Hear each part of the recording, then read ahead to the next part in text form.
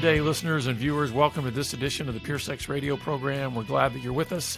My name is Jonathan, and I'm here with Steven Cervantes. How are you doing today? Glad to be here. Thank you, Jonathan. Yeah, well, I'm excited about the topic we're going to be talking about today. But before we dive into that, listeners, just as a quick reminder, we are a listener-supported program, so the way you're seeing us or hearing us is just because we've had generous partners come alongside of us to support this work and this ministry. It's pretty exciting. I think we're nearing. You know what? I should know this already, but sometimes we switch programs around. I can't remember if this is the 800th episode or not. Oh wow, that's pretty good. I might have to cut that out. Once if it's not. But anyway, we've been doing this for roughly 800 times because we've had incredible partners come alongside of us. So if you'd like to support us, just go to puresexradio.com and click on the donate link. Well, Stephen, we're going to focus on this topic of fantasy. So help us unpack this topic, because I think it's huge in terms of what we deal with in this ministry. Right. So where are we going to go today? So, I mean, there's reality, right? And we can sit in a chair, and we can feel this table, and we can talk at these microphones. But our brain has the ability to create images and have visions and dreams and take us away from this place. We can read a book and just go somewhere else, right? It's a wonderful thing. And so there's an upside to fantasy, right? Because what do you think heaven's like? According to what the Bible says, it's beyond our imagination. So I've often thought, like, the greatest thrilling, exciting, pleasurable things that I can imagine, it like would go beyond that. So you have to use some fanciful thoughts. Absolutely. Because we don't know, we right? Can't. Streets of gold and that kind of stuff. Okay, fine. Yeah. That's sort of a metaphor for it. And the golden city on a hill. But we use our mind to imagine, what's God like? What's heaven like? What's it going to be like to be in eternity? Some people don't like. One guy said, I don't want to go to heaven. There's like puffy clouds and we're little cherubs, fat cherubs, and we're striking a harp. I don't want to go do that for the rest of eternity. I wouldn't either. But that's fantasy. That's our mind being creative. And so, but there's a downside to it too, right? There's always like a holy version and unholy, a good version, a bad version. Right? Well, I think the basic structure of the ability to have imaginative thought is actually because we are created in God's image. So think about it. He's the original imaginer. Yeah. Like, he has infinite creativity, and so therefore being made in his image, I think that's part of the way we were designed to use our brains and our minds, is that we can go beyond the physical, like we can go beyond even in our minds what is tangible, and so therefore that's where we enter into God's space, I think. I see. So that's on being the one God-like. hand, so on the one hand, that's the good part of it. That's the good part of the design. Yeah. I think what's happened, though, is because we are fallen, sinful, that's what's tainted and twisted that design towards something that could take our imagination into very negative space. So I'm thinking, as kids, we make up fun stories with great endings. But then you think about your childhood, and I was just thinking this morning about the experiences of childhood. We want to be loved, but things are said to us. Did you make that mess again? You're so stupid. What's wrong with you? When are you going to grow up? Why can't you be like your brother? Who wants you? I latch onto that one of the grow up. Yeah. How can a child imagine what that even means, right? I mean, that's asking them to actually take their imagination to a place that they don't even know how to go, In some ways, it's almost like, what are you saying to that child in that moment? Grow up. And then their thought is, you mean like you? Is that what grow up means? To look like you yelling at me? I mean, It's really hard. So we get that at home. Did you spill that? Did you make that mess? you know. And then we go to school and they say, you're stupid, you're a weenie, what's the matter with you? You know, guys are hard on guys, right? You think about this. We've heard so much criticism of what a disappointment we are over a lifetime of growing up. Mm-hmm. I mean, you can only grow up so much, then you got to be grown up. But a lifetime of growing up encodes a lot of pain and a lot of doubt, and we're trying to be loved, and we want to be loved, but we're told things, and the things that encode, they're painful, they're intense moments when somebody is disapproving. It's emotionally charged, and those things weave into us. We're disappointment, we're frustration, we're stupid, we failed. Well, what I'm hearing you say too, and I'd love for you to maybe expound on this, because I think this is an area that you do really well in, is I think that starts to create themes in our imagination, right? Yes. Like there's a certain tape that starts to get played over and over again related to those messages. Yes. And so it only makes sense then that our imagination starts to become captured by those templates, those themes, the theme of failure, the theme of never measuring up, the theme of you better, work harder, and all those themes. So we're in a loving environment, and our parents say they love us, and people say they love us, but probably 10 to 1, we're condemned. How often have you said, "Oh, I really love you," Well, and versus, "What's the matter? You're late." How many times do I have to tell you again? But think of it.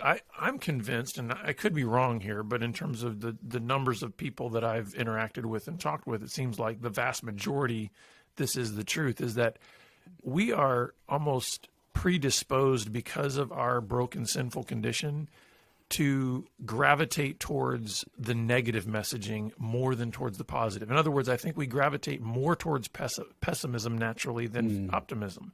For instance, for every maybe 10 instances or comments that somebody might make to you in your childhood about, you're a good boy, you're good, the one where they say, you screwed that up royally, is the one that sort of somehow jumps to the front. It's almost like you have to put like 100 positive messages into somebody's mind to sort of start to combat that one negative. Does that make sense? Yes, and the thing, remember, the body encodes fear well. Mm-hmm. So the way you said it, you just rose up and you used a loud voice and you became very emotional. You became intimidating when you said that. So that encodes in me, oh my goodness, versus, oh, I love you. There's real mellow, soft, sweet, oh, that's nice, blah, blah, blah, jello and water, right? And blue skies and love you. But hey, it's like, whoa, right, that will encode. Yeah. And so that's sort of what we're full of, that encoding. So then we need two things to get through life. We need to find a role to get loved. Right, mm-hmm. So I'll be the pleaser, the fixer. I'll take care of mom and dad. And I remember a little girl saying once, my dad always had dirty shoes, and so I decided I would clean my dad's shoes every day because I wanted to be valued and I wanted him to tell me. So she'd bring his work boots in, and then every night she'd clean the boots and hope to get stroked. Wow. You know? So what does that mean? I'm defining a role now. If I can play a role, if I can be good. But what we know is the roles don't really work. Roles don't bring satisfaction. Or they're short term. Yeah. It's just a moment. But they don't override the pain in our soul. Yeah. Right? They get us a little bit of something. Attention, approval. But the pain in our soul is still there. And so we play a role to try to get something. And, my mind is like pseudo-love. I got a little love from you, but it doesn't last. It's not real love. And I sort of got loved. You smiled at me, but I know I'm still a disappointment to you. It makes me think of Jesus with the woman at the well. Okay. If you drink this water, you're going to have to come back over and over and over. And that's kind of what you're talking about. Man, if I'm looking for these particular roles to sort of satisfy me, yes. I'm not going to find it there, No, that's so right. How does fantasy play in? Oh, yeah, it's a good lead-in, Because there's got to be a connection there, right? Right, that's exactly right. When I can't make myself get loved and feel loved and be loved, then I'm going to make up Yeah, I'm going to put myself into some kind of hero position in my mind, or I'm going to put myself into some scenario where I win. I'm good. Yes, and I can watch TV and watch these little cartoons or videos, whatever, and I'm the hero. And then when I'm laying in bed, I can make up a fantasy myself. I can escape. I can pretend and get away from the pain, even in my soul, my fantasy. I can go away. And I can really be there, and they really love me there. Now, this becomes the dilemma to a guy, because when he wakes up sexually, you put fantasy and sexuality and sexual fantasy. Oh, that is powerful stuff. Yeah. You know? That becomes a go-to escape from all of the other painful, negative elements. That's right. That's right. And so remember, I'm no good alone with me. Right? Now, the other interesting thing about this is that the God program probably isn't in place. It's coming along. What's the age of accountability, adulthood, where you really understand that there's going to be another program? At 6, you can accept Christ. At 9, you can accept Christ. But you understand we're still encoding this early program of pain and unworthiness. And even if you have a what you might call an adequate or proper understanding of that gospel truth, it's still very much in seed form, right? It's That's right. It's very immature. That's it's right. not, you don't have a full understanding of how that applies to your life. So now our emotional program is encoding. It's every day it's growing. And then we find something about Christ. And, okay, that's nice. But we're not mature enough, wise enough. We don't know enough. We're still running old program, right? And this is the dilemma in the life of an addict. Is right. I have pain in my soul. I don't like myself. I don't want to be with me. Hey, I'll make up a fantasy. I'll escape into fantasy.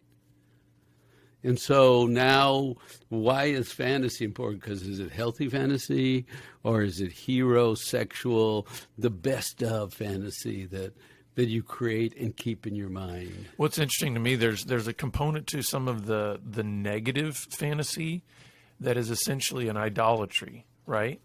Okay. In other words, if I were to take these negative messages that I'm getting and, let's say, properly use my imagination and quote unquote fantasy to say, you know what, I want to realize that in this moment, my imagination is saying, I need to move toward community. I need to move, and I'm using my imagination to try to figure out what's going to be my next move to connect with somebody to do.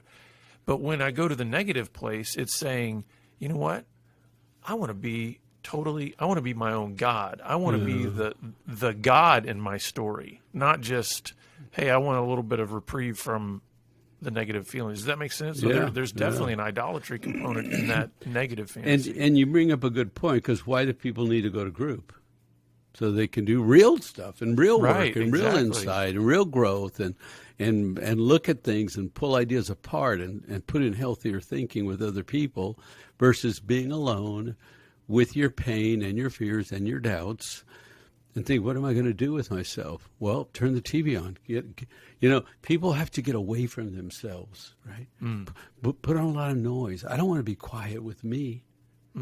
Distract me somehow. Distract me. And we can spend hours lost. That makes me think about, I've one of my go-to books in recovery is Gerald May's Addiction and Grace. Yes. And I was just rereading. I mean, I've gone through that book multiple times. One of the things that he says in there just really hit me again. He says, where real freedom is when you're able to extract yourself from your addictive behavior and leave that space open. Oh. In other words, because what you're saying is we are so addicted to the noise, that to have any open space in my life is threatening, is scary. Absolutely. Then, like you said before, if I'm left alone with me, I don't do too well. So I think it's part of this process is learning to, hey, how can we have wider open spaces in our minds and our hearts, and not immediately think I got to put some more noise in there. I've got to put some more. And I got to get away from me. I got to get away from my fear, right? I can't sit with me. And that's why when you travel, it's so dangerous, right? Because you're alone with you. And what are you going to do with that alone time? You're going to be creative? No, you're going to escape, right? Okay, whew, I can go play. But, and I will challenge men too. in terms of, no, I'm not fantasizing. I have affairs. Right. And I thought, oh, you use real people in Like your this, fantasies. yeah, That- exactly. Oh, okay, you've gotten so good. They're trying to almost convince you that they don't have a problem with fantasy, right? No, that's exactly right. I don't fantasize. I really go after this. But you understand, you still have pain and you still don't like yourself, and you need to use someone, maybe not images, but you need to use someone to tell you you're good. And still, even within that, it's not as if somehow you just randomly and arbitrarily wound up in bed with this other woman. Right. You used your imagination along the way. Absolutely. You created a scenario in Yeah. your mind and you went for it. That escaping behavior had a lot of fantasy. And I'm going to do this, and I'm going to do that, Right. and I'm going to call here, and I'm going to do this. And they argue, no, it's not fantasy. It's like, you know that person really well. You know about their life and how they struggle and where they're challenged. Oh, no, I just want to know that you like me. I only need one thing from you. Right. I don't need to know that you have a cousin that's, delayed in development, or that your mother has mental ill problems, or that you were called Susie after, Right. well, that's not, in a fantasy, I just want to know you want me. That's it. Mm-hmm. And you can't get enough of me. Leave all the reality alone, please. Right. That's the fantasy part, is right. And I've gotten to the point where I say, do you know in an affair, one person creates a fantasy and uses the other person in their fantasy. And both are doing it. Yeah. A wife is doing it. I mean, a woman is doing it just as much. He's going to make me happy. He thinks I'm Right. special. I'm going to finally feel loved. Oh, I feel so good. Well, what do you mean? He distracts me from me. That's what you're saying. Which is exactly what a fantasy does. That's right. I don't have to be with me. You can distract me in playing with you. And you just think about how much time is wasted. Yeah. I like what you're saying here, because I do think sometimes we have drawn such a hard line in our definition of fantasy that's away from anything tangible that we almost think that they're mutually exclusive. Yeah. Like if I'm physically touching you, if there's something real, so to speak, around me, there can't be any fantasy going on with that. And I think you're saying, no, the lines are more mixed than that. And there's because- a lot of fantasy. You got to fill in a lot of gaps, and you got to pretend. You have to escape your own mirage, your own pain, your own reality, your own children. You have to put all that reality aside and make up something. That's another great point. Think about how much imaginative energy it takes for the married guy with kids to go have that physical affair, in terms of what he's got to do to sort of shut his mind off right. from those realities of those And relationships. be in order- gone. Right. Be gone. Go away from your reality. Go away and make up this thing that will pull you to it, that will save you. And if life is hard over here, then run away. Yeah. Well, remember what we said as a kid. When life was hard, run away into a fantasy. It's the same theme in grown-up life. Yeah. Life is hard, run away, or life is hard, press into it. Yeah. And let God grow you through the hard. Let the refining fire shape you and transform you. Yeah. So whether the fantasy stays sort of only in kind of the mental realm, or whether it enters into the physical realm, that's still a lot of imaginative energy Right. that is expressed in either one of those scenarios. So you've heard this, the bubble. Yeah. The fantasy bubble. Right? And so now we could call it the fantasy bubble. That's right. Because it's like, I don't want to be here and I have a few minutes to escape. I'm going to go over there and I'm going to think about memories. And there were probably real life situations where you encountered other people. But if you think about it, you take the best out of it and you build on it, right? And so you take a little reality and then you roll it into fantasy. And you create storylines, and you get away. And right, so one of the thoughts is don't go in the bubble. Yeah. And so talk a little bit about how we can become better aware of when we're getting close to the bubble. You know what I mean? Because I think that's the question that a lot of people have is, hey, I kind of get what you're saying, because I've experienced, like, once I'm in sort of that tunnel vision, that bubble, and I don't I mean, I've got, usually once I'm in that bubble, I have a singular goal, especially if you're talking about, sexual addiction or something like that. I want some kind of release. I want some kind of pleasure. But sometimes we're not as quick to understand, how do I know where that threshold is for sort of entering the bubble, and how do I get better at changing my course before I get there? Right. Well, I think you should say at some point, this is the bubble. Don't go in the bubble. You know where you're going. You're starting to detach. You're starting to fantasize. You're tired of being here. Something is, the distress in your soul is up, and it's invitation to leave. Right. And so just to say, don't go in the bubble. Don't go in the bubble. Well, can I share with you one thing that has helped me over the years to be able to say, I know when I'm getting close to the threshold of the bubble? Good. Is because I think the bubble and authentic community are mutually exclusive. Okay. You don't go in the bubble to be really well connected to people that love you in your life, right? Right. You go in the bubble to be totally alone, totally in your own thoughts, in your own little world. Yeah. So for me, some of those trigger points are, have I just had a thought that says I want to actually move away from a particular person that loves me? Have I just had a thought that I want to escape, that I want to? Those are usually indicators to me. If I'm wanting to move away from community rather than into it, I'm like, I'm probably getting close to that threshold of wanting to go into the bubble, whatever that looks like. It could be just mind-numbing television, or it just could be, it doesn't always have to be what we might call, an overtly sinful. Yeah. It can lead there, but you know what I mean? I think the fantasy bubble can contain a whole lot of different elements of fantasy. It doesn't always have escaping, to be right? escape. Just get away, whatever. And it's fun to go to a movie for a couple hours to escape. There's nothing wrong with that. But I always think to myself, is this in harmony with God? Mm-hmm. Is this consistent? If this movie's about love and sacrifice and giving and grace, and I mean, those are great themes. I'm always looking for things that are consistent.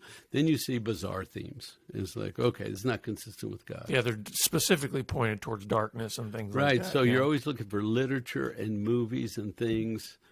I'm fast forwarding these days. Got to go past this stuff. This is not stuff that I need. You know what I mean? I'm trying to stay clean.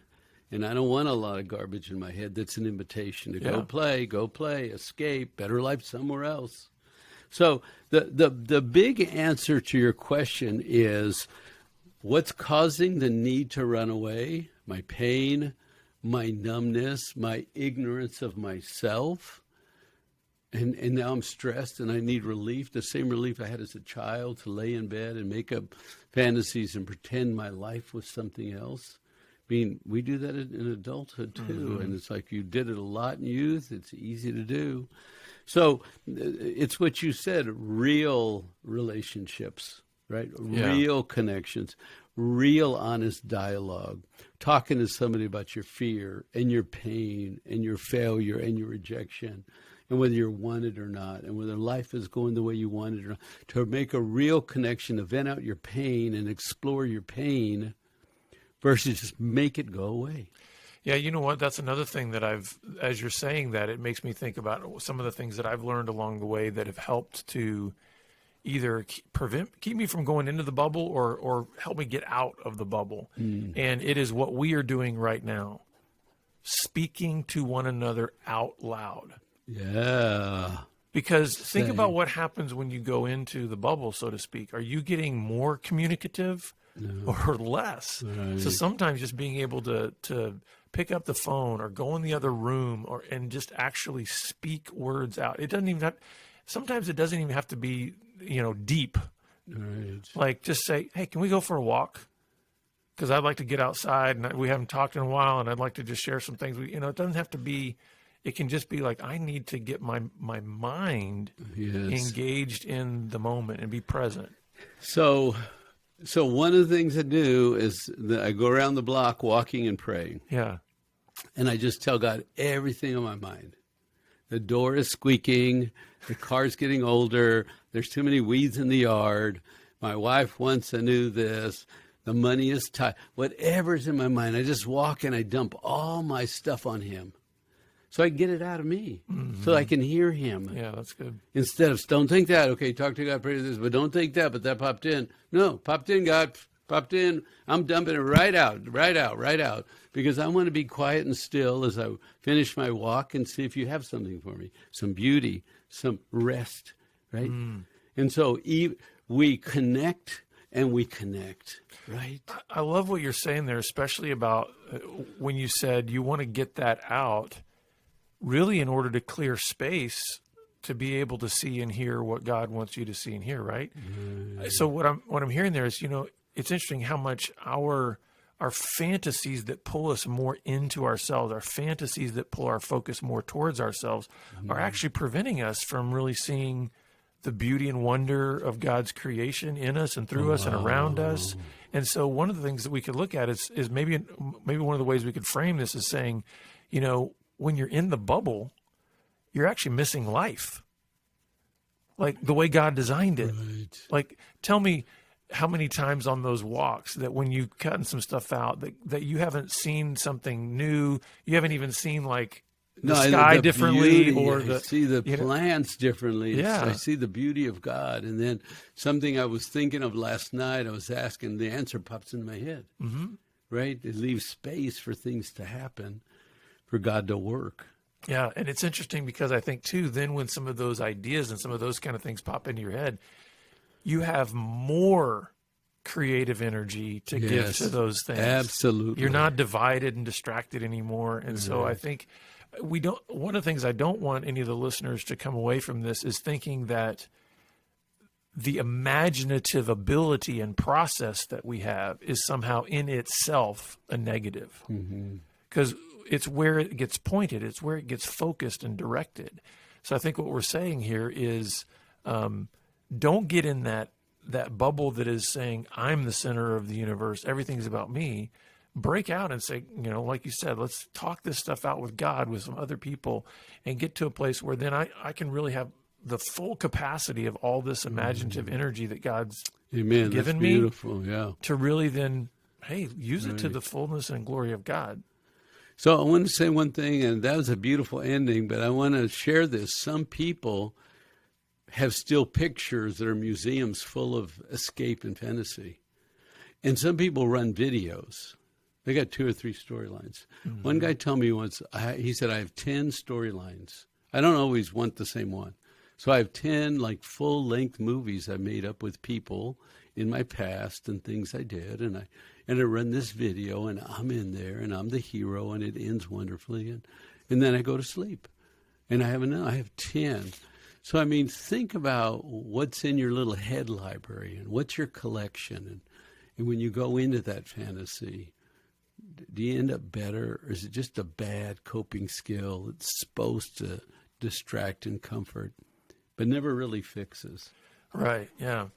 So regardless of how many videos or themes you have, the good news is that God can actually transform. Amen. So we're actually told that we are transformed by the renewal of our mind. Yes. So therefore, that's a great hope. So even if you've kind of gotten in these ruts of fantasy that have been leading you to places of really negative acting out or behavior, God can change you. And we'd love to come alongside and help you in that process. So please reach out to us. You can go to our website at puresexradio.com, or you can connect with us at Pure Sex Radio on Twitter. But we'd love to be able to help you along this process, give you an outlet for when you need to break out of the bubble. But we're glad you've been with us, and we look forward to seeing you back here again next time on the Pure Sex Radio program. God bless.